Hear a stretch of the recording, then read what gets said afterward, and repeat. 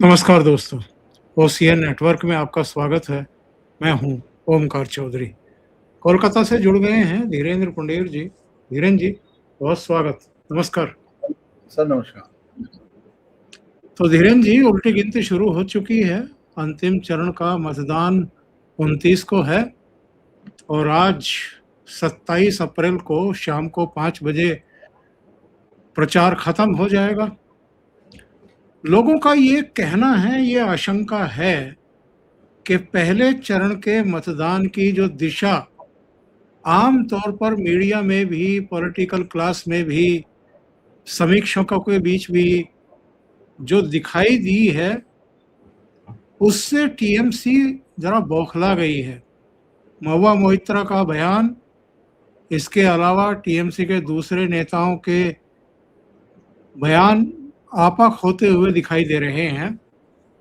और अनुव्रत मंडल ने जो बयान दिया है उसके बाद तो हालांकि उनकी नाराजगी हो सकती है ममता बनर्जी से, लेकिन उसके बाद तो कुछ कहने को बचता नहीं है। तो ऐसे में लोगों का कहना है कि दूसरे चरण के मतदान के समय मरते क्या ना करते वाले अंदाज में टीएमसी के लोग अपने पूरे रूप स्वरूप में लौट सकते हैं।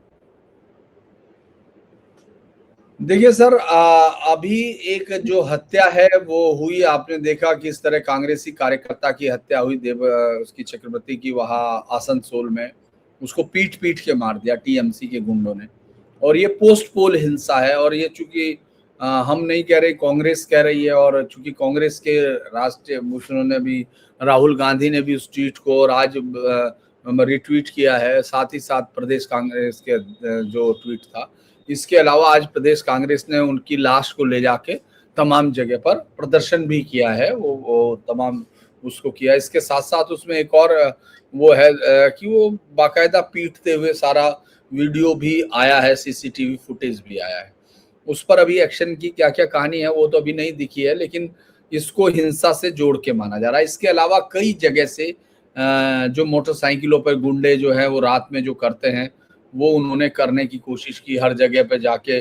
और यहाँ तक कि महिलाएं, जो महिला विंग है उसका टीएमसी का, उन्होंने जाके किसी के वो फेंक दिए, किसी को घर में जाके धमकी दी। ये सब चीजें चल रही हैं। लेकिन सबसे जो खतरनाक बात हुई वो हुई कि जो मोला है, मोला शौकत मोला, जो भानगढ़ से चुनाव लड़ रहा है, वो भांगड़ से, मतलब शौकत मोला का जो एक आदमी है उसके यहाँ से, रफीकुल के यहाँ से 100 बम मिले हैं।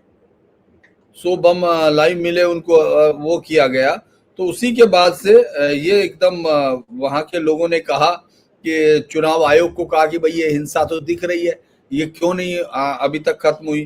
तो आप ये जान के वो होंगे हैरान कि उन्होंने चुनाव आयोग ने तुरंत जो सबसे बढ़िया एक्शन लिया, उन्होंने तमाम एसी और उनको कहा है, जो अपने ये जितने भी सीपी हैं, सीपी कोलकाता है, सीपी तमाम अलग अलग कमिश्नरेट है जिनमें अभी चुनाव होना बाकी है, इसके अलावा उन्होंने डीसीपीज को कहा, एसपीज को कहा, और ओसी और आईसी को भी बाकायदा स्टर्न वार्निंग ये लिख के भेजा कि अगर,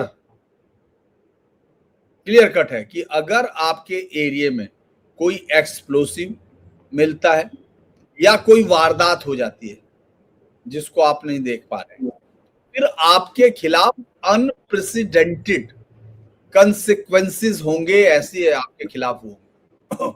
तो ये अनप्रेसिडेंटेड सिचुएशन है कि आप 2321 कंपनियों को वहां तैनात कर रहे हैं। अनप्रेसिडेंटेड सिचुएशन है कि 96 ऑब्जर्वर हैं, जिसमें आपके जो खर्च है उसको ऑब्जर्व करने के लिए पुलिस के ऑब्जर्वर और नॉर्मल ऑब्जर्वर वहां मौजूद है। और अलग अलग जगह से तमाम एजेंसीज काम कर रही हैं। ईडी ने सर्च की है, आज भी, मतलब कल भी 2 जगह सर्च की थी। इसके अलावा इनकम टैक्स की तरफ से भी सर्चेज हुई है। ये जो ईडी एनआईए ने भी एक जो मार्च 2026 का बम विस्फोट हुआ था जिसमें एक मर गया था, वो भी इसी तरह के लिए बम बना रहे थे, उनके खिलाफ भी कार्रवाई की है। लेकिन ये एक सिस्टम के खत्म होने से पहले की लड़ाई है ओंकार सर, क्योंकि यहाँ ममता बनर्जी को मैं सिर्फ एक चेहरा मानता हूँ। मैं ये मानता हूँ कि लंबे समय से इस पूरे 50 साल का एक आबाद सिस्टम का एक शासन है जिसमें जो सरकार है वही पार्टी है, जो पार्टी है वही सरकार है। यानी वहां कोई कानून या इस तरह की चीजें सिर्फ इसलिए है क्योंकि वो खुलेआम ये घोषित नहीं कर सकते कि ये एक अलग देश है या एक अलग हिस्सा है या यहाँ कानून नहीं चलता है या यहाँ आपका कानून नहीं चलेगा। उनको मालूम है कि ये जनता बर्दाश्त नहीं करेगी तब उड़ा देगी। लेकिन ये बड़ा दिलचस्प सी बात है कि ये बात आपको यहाँ फील होगी। ममता बनर्जी उसी सिस्टम का हिस्सा है। सिस्टम अब इस वक्त गलियों में मौजूद है, जो सिस्टम सरकारी कार्यालयों में मौजूद है, जो सिस्टम पार्टी ऑफिस में मौजूद है। आप ये समझिए क्लब है, जो 1 लाख के करीब क्लब कल्चर वाले लोग हैं, वो पार्टी के सदस्य हैं। वो पार्टी के सदस्य हैं और उनको पैसा जाता है ऑफिशियली। लगभग 1000 करोड़ रुपए से ज्यादा हर साल इसी काम में चला जाता है। तो जो सरकार लाख करोड़ रुपए के ब्याज उसमें हो कर्जे में, वो अपने इस तरह के लोगों को, जिसकी इकोनॉमी, चूंकि वहां कोई इकोनॉमी तो बहुत थ्राइव हो नहीं रही, कोई ऐसा तो हो नहीं रहा कि वहां फैक्ट्रियां लग गई हैं या तमाम चीजें हो गई हैं। वो जो सारा परिवार है वो उनके उसी क्लब से चल रहे हैं। उस क्लब से उसने एक ऐसा सिस्टम क्रिएट कर दिया जो वहां आप नई गाड़ी खरीदते हैं तो उसके लिए जो आपके घर का सामान है, जो सारी चीजें हैं, वो सब कटमनी का जो खेल है वो सब इन क्लब के माध्यम से चलता है। जब एक पार्टी ये खत्म हो जाए, अगर वो जो चुनाव करा रही है पार्टी, अगर वो इस सिस्टम को खत्म कर देती है तो फिर आप ये मान के चलिए, मतलब जब चुनाव हारेगी तो फिर एक ऐसी पार्टी आएगी जो नेशनल लेवल पर गवर्न होती है, जिसके यहाँ ये मुख्यमंत्री पार्टी का एक कार्यकर्ता होगा, जिसको अपना बजट बताना होगा, जिसको तमाम चीजें बतानी होंगी, जिसको ये बताना होगा कि 5700 करोड़ रुपए का मदरसा फंड क्यों चाहिए, 82 करोड़ का साइंस का फंड क्यों होगा, क्योंकि धरती चपटी है, ये जानने वाले 5700 करोड़ रुपए ले, और जो ये जानते हैं कि पृथ्वी भूगोल है यानी गोल है, वो जानने वालों के लिए 82 करोड़ बहुत है। तो इन सब पर रोक लगेगी। इसीलिए वो सिस्टम पूरी ताकत के साथ ये कोशिश करेगा। भले ही हम लोग शाम तक चुनाव प्रचार की समाप्ति देख लेंगे, लेकिन असली खेल रात को होगा। और डायमंड हार्बर स्टाइल ऑफ जो रिगिंग है, मैंने उसका यही नाम दिया क्योंकि डायमंड हार्बर से अभिषेक बनर्जी लड़ते हैं, तो वो जो है उसकी धमकियां जो है वो किसी भी राजनीतिक दायरे में नहीं आती है। तो जब वो किसी राजनीतिक दायरे में नहीं आती है, अभी 5 अधिकारियों को डायमंड हार्बर से मतलब हटाया गया, अगर हम ये कहें, जिसमें एक एडिशनल एसपी भी था, जिसमें फिर उसके कई अधीनस्थ कर्मचारी थे, ओसीआईसी थे, और साथ में एसपी को वार्निंग दी गई। वो क्या कर रहे होंगे ये किसी की भी समझ में आ सकता है। अगर बम बरामद हो रहे हैं तो उनका मकसद क्या था ये भी किसी की समझ में आ सकता है। अगर लोगों को धमकी दी जा रही तो ये क्या मतलब है ये भी समझ में आता है। तो मुझे लगता है कि वो खेल वो शुरू करने की कोशिश में है, लेकिन चुनाव आयोग इसके बावजूद भी कंट्रोल करने में लगा हुआ है। धीरेन जी, पिछली बार का 2021 का देखें तो जो 142 सीटों पर मतदान होने वाला है दूसरे चरण में, इनमें से भारतीय जनता पार्टी को केवल 18 सीटें मिली थी, और जो प्रथम चरण हुआ है उसमें 77 में से 59 सीटें मिली थी। तो ये चरण क्या भारतीय जनता पार्टी के लिए थोड़ा मुश्किल है, और अपनी जमीन को बचाने के लिए टीएमसी किसी भी हद तक जा सकती है? देखिए सर, लड़ाई सत्ता की है, और सत्ता से ज्यादा मैंने कहा गहरी है। यहाँ कोई विचारधारा नहीं है। टीएमसी किसी वैचारिक आधार पर पार्टी नहीं है। इससे पहले 34 साल शासन करने वाली पार्टी का विचार लोकतंत्र का खात्मा था, क्योंकि वो लोकतंत्र के साथ अकात्म नहीं कर सकती है, कहीं भी नहीं किया है, इतिहास में नहीं किया, उसका लिटरेचर नहीं कहता है, उसके पार्टी के आईडीए नहीं कहते हैं, क्योंकि उसी के एक ऑफशूट नक्सलों को खत्म करने में, जिसने इस देश के हजारों सुरक्षा कर्मियों की जान ली, ये सरकार पहली बार कामयाब हुई है। मतलब उसने 31 मार्च 2026 को उसके समाप्ति की घोषणा की और उस तक किया। तो मुझे लगता है कि ये सिस्टम कुछ भी बचाए रखने के लिए ममता बनर्जी किसी भी हद तक उनकी पार्टी जा सकती है। आप देखिए उन्होंने कितना बड़ा ये सिस्टम कैसे काम करता है। एक सिस्टम है जो मंच पर खड़ा होकर सयानी घोष की तरह कहता है कि मेरे नानों में काबा है और मेरे दिल में काबा है, नैनों में मदीना है। इस तरह से वो तैयार करता है ताकि 27 से 30% वोटर्स को एक तरफा रखा जा सके। ममता बनर्जी नमाज पढ़ती है, वो दिखती है रेड रोड पे उनके बीच में नमाज पढ़ते हुए, अदा करते हुए। उसके बाद अचानक वो सिस्टम जब ये देखता है कुछ हो गया, तो वही सयानी घोष ये राम नाम सुनाने लगती है, तमाम यात्री और यात्रा पता नहीं क्या क्या वो गाने लगती है, वो भी सब दिखता है। और आजकल उस देश में मुझे लगता है दिल्ली में बैठे हुए पत्रकारों की सबसे बड़ी जमात की नज़र में वो देश की अब सबसे बड़ी नेता है। मैं देखता हूँ बहुत सारे लोगों ने तो ये तक लिख दिया कि इतने सालों बाद एक कोई ऐसी ऑरेटर मिली है, मतलब बहुत सारी चीजें वो चल रही हैं, क्योंकि वो जब भी कोई हिंदू को गाली देता है या कोई इस तरह की कट्टरवादिता की तरफ जाता है मुस्लिम से, तो उनको बहुत अच्छा लगता है। अगर वो उसमें गंगा जमनी तहजीब मिला दे, तो जैसे कोई जहर मिला दे किसी दूध में, तो भी दूध को सुंदर बताने के लिए वो सब काम करते हैं। इसके अलावा दूसरा क्या है, एक सिस्टम जो दिल्ली में बैठा है, जैसे डेरेक ओब्राइन, मतलब जो सांसद हैं जो इनके, जो वहां भी जाते हैं, ये सयानी भी सांसद है, लेकिन सयानी यहाँ मंच पर बोल रही है, डेरेक यहाँ भाषण देते हुए नहीं दिखता है। तो आप ये देखेंगे वो नरेंद्र और अमित लिख रहा है, यानी वो गाली देने के काम में लगा हुआ। उसके अलावा महुआ मोइत्रा के बारे में बात करना आपको मालूम है कि उसका कोई अर्थ ही नहीं है। ये सब सिस्टम वहां मौजूद है। फिर एक जो पत्रकारों की जमात है, या योगेंद्र यादव या सलीम, जो भी उसका नाम ओरिजिनल होगा, क्योंकि कुछ पता नहीं वो सलीम है कि योगेंद्र यादव, उसके बारे में कुछ नहीं पता। तो वो मल्टी फेसेटेड आदमी जो है, वो ये कपिल सिब्बल के साथ बैठता है, वो ये बताता है कि साहब जो है लोकतंत्र की हत्या की है सरकार, ये सब कर रही है। वो एक भी बार झूठा और मूर्ख आदमी जो जिसको सुप्रीम कोर्ट के सामने जाना चाहिए था और ये दिखाना चाहिए था, वो गया था। उसके बाद नहीं गया वो, बिहार वाले चुनाव के बाद वो नहीं बता पाया कि साहब ये चुनाव गलत हुआ। अभी वो ये सारी कहानियां सुना रहा है, तो वो एक अलग सिस्टम हो गया। फिर उसके बाद कोर्ट में उसके पास वकीलों की भीड़ है। ये सारा सिस्टम सर किसी भी हद तक जाने के लिए तैयार है।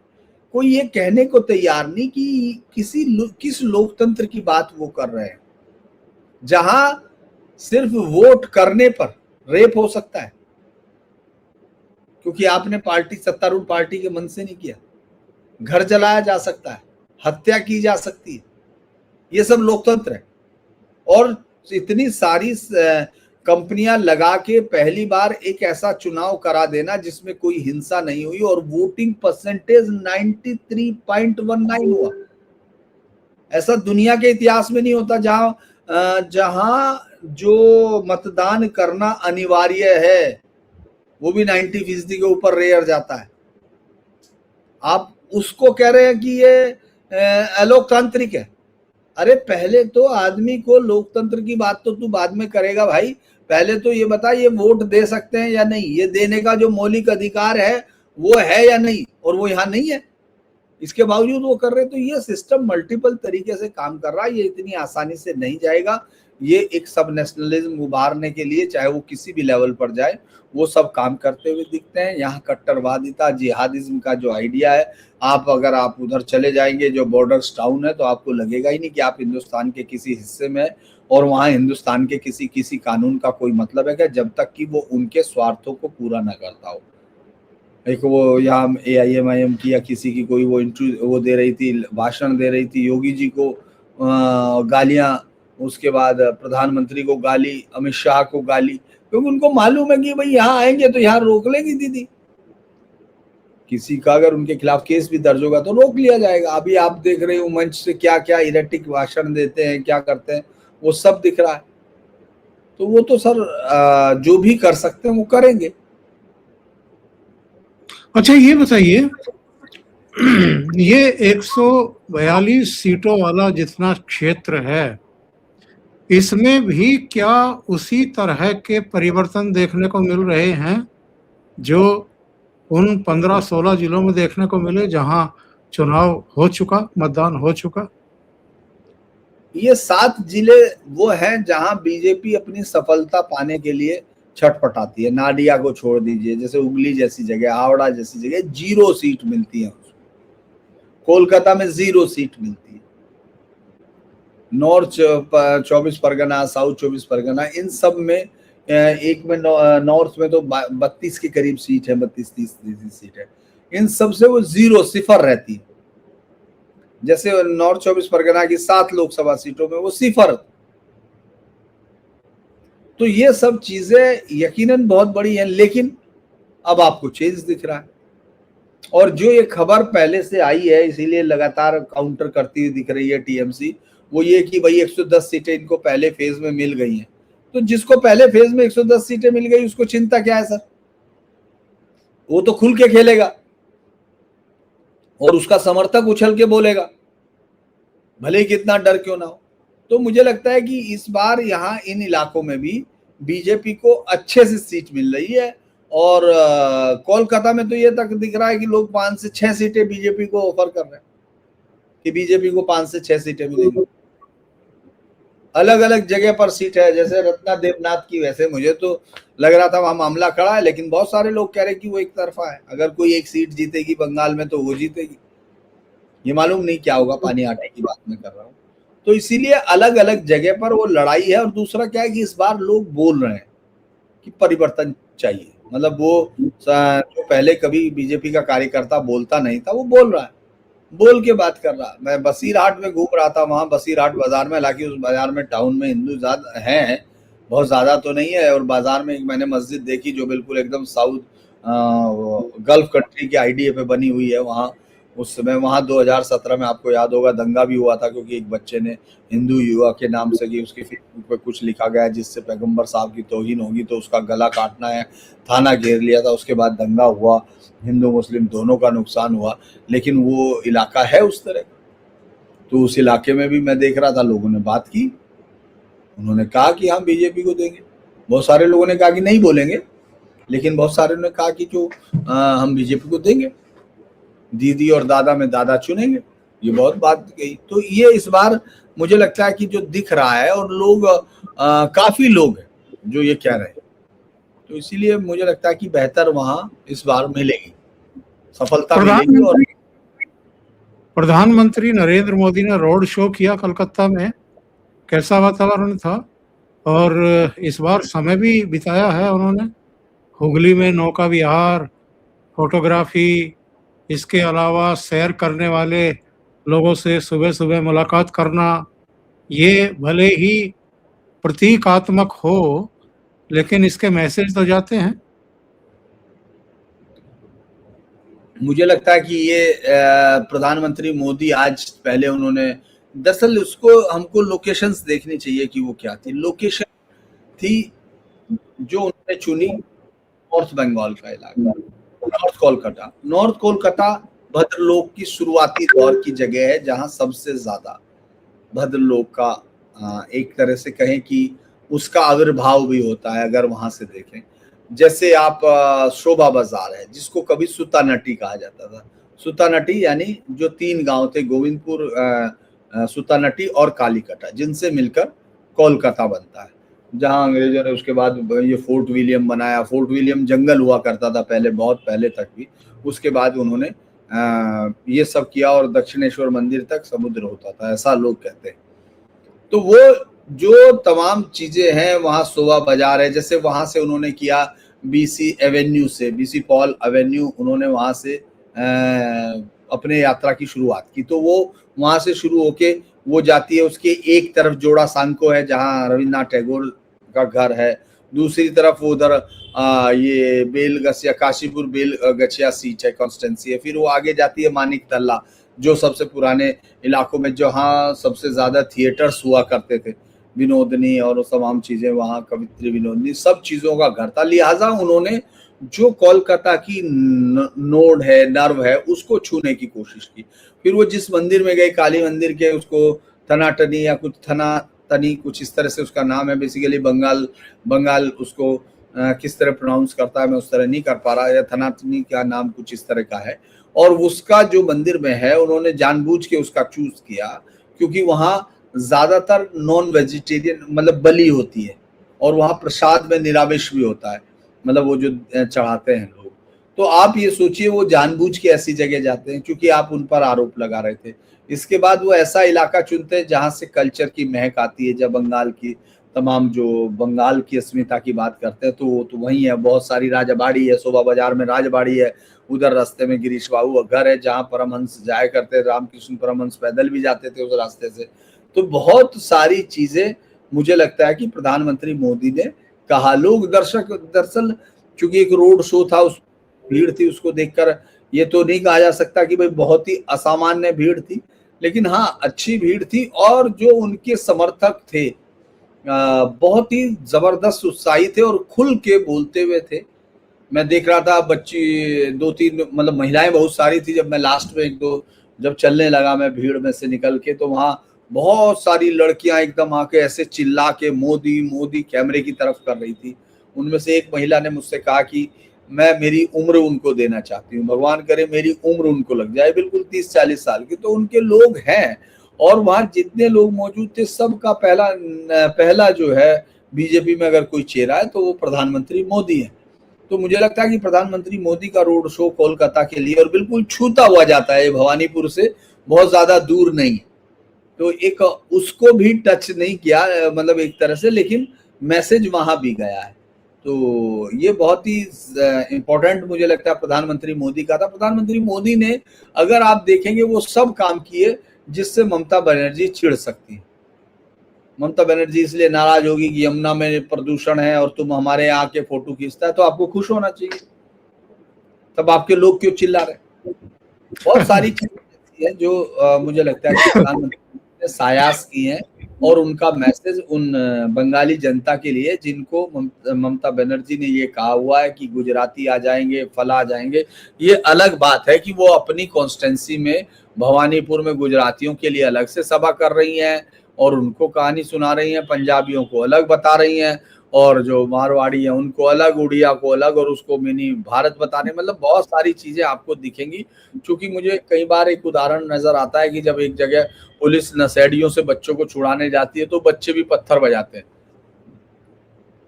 क्योंकि उनको लगता है कि ये पुलिस मारने आई है। तो वो उस तरह की हालत आपको वहां दिखेगी कि लोगों को वो ये बता रही है कि ये सब बाहर के हैं, ये सब हैं, अब आओ पत्थर बजाओ।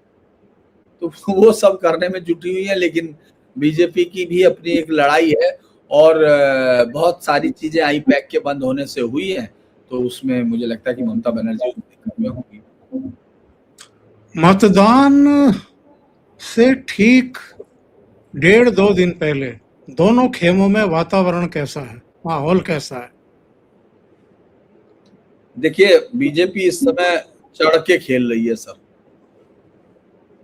अगर हम ये कहें कि बीजेपी जो उत्साह है वो दिख रहा है, अगर मान लीजिए उनके पास उत्साह भी नहीं, मान लीजिए वो एक इसको पोर्ट्रे कर रहे हैं, तो भी ये फील्ड तो उनके लिए वो था नहीं बहुत विजयी वाला, तो उनको खोने के लिए अब जैसे पहले फेज में मेरा ये मानना है कि पहले फेज में जो प्रेशर था वो बीजेपी के पास था, क्योंकि बीजेपी को जो उसकी सफलता है वो बहुत बड़ी सफलता भले ही नहीं थी 77 सीटों में, मतलब जीत और हार के लिए, लेकिन आप 77 में से अगर 59 सीटें आपको वहां से मिली हो, तो जब वहां दोबारा चुनाव होता तो आपके ऊपर अपने आप को बेहतर बनाए रखने का, प्रदर्शन करने का जिम्मेदारी होती है।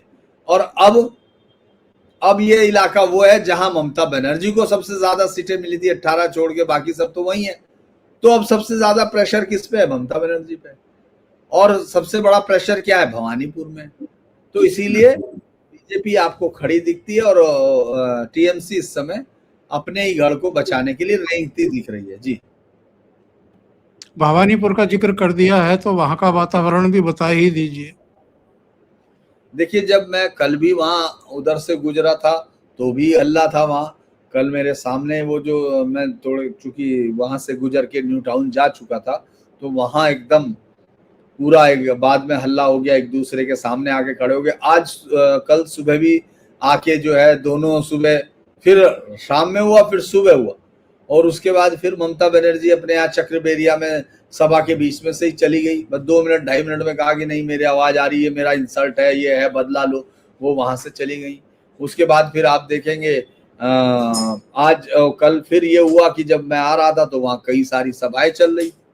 तो लगातार वो जो ममता बनर्जी ये कह रही थी कि मैं वहां जाऊंगी और मुझे कुछ करने की जरूरत नहीं, वैसे ही एक बार मिलने चली जाऊंगी या देखने चली जाऊंगी, वो 21 तारीख से यही है शाम को, हर रोज लोगों से मिल रही है। कभी आज उन्होंने अपने घर के सामने से सभा की, मतलब जहां ममता बनर्जी का घर है उसके सामने उन्होंने मंच बना लिया।